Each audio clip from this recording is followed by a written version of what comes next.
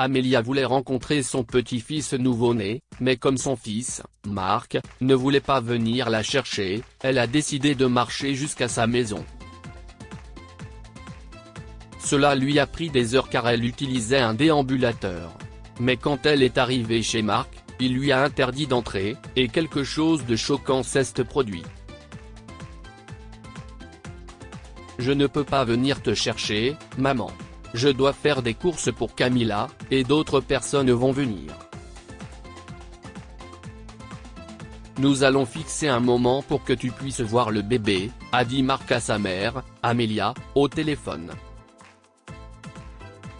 Elle était censée venir voir leur nouveau-né pour la première fois, et il devait passer la prendre parce que sa maison était loin. « Tu es sûr ? Si est assez rapide en voiture, plaide presque Amelia. Elle voulait vraiment rencontrer son petit-fils. Une autre fois, maman. Je dois y aller. Il a raccroché et Amelia s'est assise sur son canapé avec un énorme soupir. Elle était inquiète de l'attitude de Marc ces derniers temps. Il semblait qu'il s'était éloigné d'elle. Pour être honnête, cela a commencé quand il a épousé Camilla. Camilla venait d'une famille extrêmement riche du Connecticut, tandis qu'Amelia a élevé Marc comme une mère célibataire avec l'aide de sa grand-mère. Ils n'ont jamais eu grand-chose, sauf des tonnes d'amour. Mais maintenant, son fils a tout. Les parents de Camilla leur ont offert une immense maison après leur fugue, et ils menaient la grande vie. Depuis, Amelia se sentait exclue, comme s'il avait honte de ses origines, même s'il ne le disait jamais franchement. « Tu es idiote », se disait-elle souvent quand elle pensait à ce sujet. Marc est juste occupé. Maintenant, ils ont un bébé et 1 million de choses à faire. Il viendra te chercher une autre fois. Mais elle eut une idée soudaine. Elle pourrait marcher jusqu'à sa maison. Cela pourrait être difficile, mais elle pourrait le faire. Les lignes de bus n'allaient pas jusqu'à chez lui et elle n'avait pas les moyens de se payer un bus, alors la marche était sa seule option. Amelia se hisse avec son déambulateur et attrape son sac à main et un sac qu'elle avait préparé pour cette journée. Elle les accroche solidement au déambulateur et commence son voyage. Si est lent, et même si elle peut s'appuyer sur le déambulateur, si est dur pour elle. Elle a dû s'arrêter plusieurs fois en cours de route, et avant qu'elle ne s'en rende compte, 2 heures s'étaient écoulées. 3, 4. Enfin, elle est arrivée chez lui, lourdement soulevée mais heureuse d'y être parvenue malgré ses difficultés à marcher. Après avoir sonné à la porte, elle a pris le sac spécial car elle voulait que Marc l'ouvre tout de suite. Mais quand il a ouvert la porte, son visage s'est effondré. « Maman », dit-il, choqué. « Qu'est-ce ce que tu fais ici ?» Amelia ne comprenait pas son expression et fronçait presque les sourcils, mais elle était excitée d'être là et si est sur cela qu'elle s'est concentrée. « Surprise », dit-elle, essayant de paraître enthousiaste bien qu'elle soit fatiguée, affamée et inquiète de son attitude. Marc sortit, fermant la porte derrière lui et la forçant à faire plusieurs pas en arrière avec son déambulateur. « Qu'est-ce ce que tu fais, Marc ?» demanda-t-elle en fronçant les sourcils. « Maman. Je t'ai dit que tu rencontrerais le bébé une autre fois. Tu ne peux pas entrer maintenant », l'a-t-il grondé, le visage froissé par la colère. « Je ne comprends pas. Pourquoi êtes-vous en colère ? Je viens de marcher pendant presque 5 heures pour voir mon petit-fils, Marc, et j'ai apporté. Je me fiche de ce que tu as apporté. Je ne veux pas de toi ici en ce moment. Tu dois partir immédiatement. Tu rencontreras Hans un autre jour, d'accord ?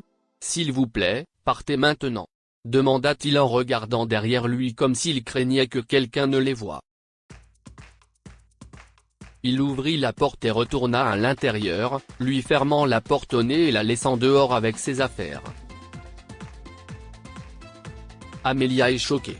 Des larmes se sont accumulées dans ses yeux.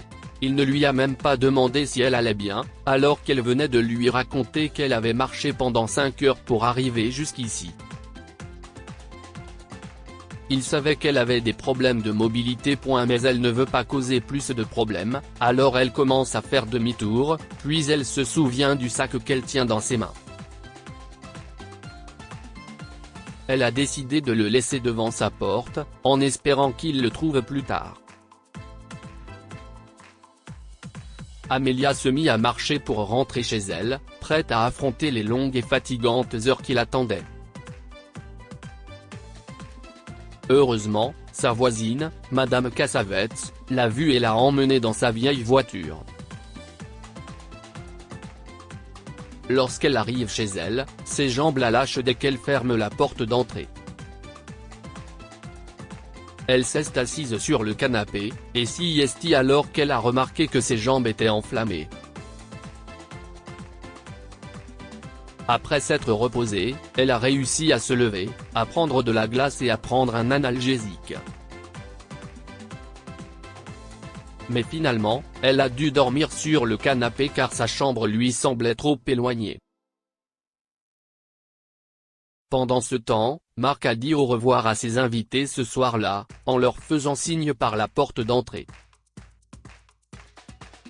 La journée avait été mouvementée avec de nombreux visiteurs, et elle était enfin terminée. Il a voûté ses épaules, en pensant à ses actions de la journée. Sa mère avait marché jusqu'à sa maison depuis sa propre maison, pensa-t-il avec culpabilité, puis il secoua la tête, se convainquant que ce n'était pas sa faute. Elle n'aurait pas dû faire ça, s'est-il murmuré. En se retournant, il a remarqué le sac sur le sol. Il l'a ramassé et a vu une étiquette portant la mention de la part de grand-mère. Mark se mordit la lèvre, pensant que sa mère l'avait laissé là et qu'elle était retournée chez elle. Il a ouvert le sac et a réalisé ce qu'il contenait. C'étaient de vieux jouets de son enfance. Il n'y avait jamais grand-chose chez lui, mais ces objets étaient toujours précieux pour lui. Ils le sont toujours. Il n'a pas pu s'empêcher de se mettre à pleurer. Camilla l'a vu dehors et s'est inquiétée. Qu'est-ce ce qui ne va pas, chérie? J'ai fait quelque chose d'horrible à ma mère, a-t-il hurlé, et sa femme l'a pris dans ses bras. Il a révélé tout ce qu'il avait fait, notamment qu'il avait commencé à s'éloigner de sa famille parce qu'il était tout pauvre et qu'il se sentait honteux. Je ne peux pas croire que j'ai été si horrible avec elle. Après que sa femme l'ait réconforté, Mark a décidé de se rendre immédiatement chez sa mère avec de grandes excuses. Il avait toujours les clés de sa maison en cas d'urgence, alors quand il est arrivé, il a décidé de ne pas sonner à la porte et de simplement les utiliser pour entrer. Mais il a été accueilli par la vision de sa mère évanouie sur le canapé avec des compresses froides sur les jambes. « Maman », chuchote-t-il, la réveillant doucement. Mark, qu'est-ce ce que tu fais là ? dit-elle en titubant et en essayant de se lever, mais il l'en empêche. Ne bouge pas, dit-il et il soulève sa mère comme si elle ne pesait rien, la déplaçant vers sa chambre. Il a ajouté de la glace à ses compresses froides et l'a aidé à les mettre sur ses jambes enflées. Il lui a aussi préparé quelque chose à manger, et ils ont bu du thé ensemble. Puis il s'est excusé de son attitude et lui a dit la vérité. Heureusement, sa mère était la personne la plus fantastique du monde. J'avais le sentiment que tu avais honte, mais je suis contente que tu sois venue tout de suite pour t'excuser. Si est ce que je t'ai appris. Quand tu fais quelque chose de mal, Tu dois faire les choses bien, l'a rassuré Amelia, et Mark a pleuré dans ses bras pendant un certain temps. Il est resté avec elle toute la nuit, et heureusement, ses jambes allaient beaucoup mieux. Le lendemain matin, ils ont décidé d'aller chez lui pour qu'elle puisse rencontrer son nouveau bébé, en sein. Camilla s'est également excusée car elle n'avait aucune idée de ce que Mark avait fait, mais elle aurait dû demander pourquoi Amelia n'était pas là. Elles ont passé une merveilleuse journée ensemble, et Amelia a donné à Camilla des tonnes de conseils sur les bébés. Finalement, Mark a demandé à sa mère d'aménager avec eux parce qu'il avait une grande maison et qu'il ne voulait pas qu'elle soit toute seule si loin. Que pouvons-nous apprendre de cette histoire? N'ayez jamais honte de vos parents. Mark était gêné par ses origines et a essayé de les cacher à la famille de Camilla, blessant ainsi sa mère. Il l'a regretté plus tard. Il est préférable d'arranger les choses lorsque vous réalisez que vous avez fait une erreur. Mark a immédiatement essayé d'arranger les choses après avoir réalisé son horrible erreur contre sa mère. Heureusement, elle lui a pardonné rapidement. Partagez cette histoire avec vos amis. Elle pourrait égayer leur journée et les inspirer. Si vous avez aimé cette histoire, découvrez celle d'un homme riche qui conduit une femme pauvre et son bébé jusque chez lui. Elle reconnaît la mère de l'homme comme une femme de son passé. Cette histoire est inspirée par l'histoire d'un de nos lecteurs et écrite par un rédacteur professionnel.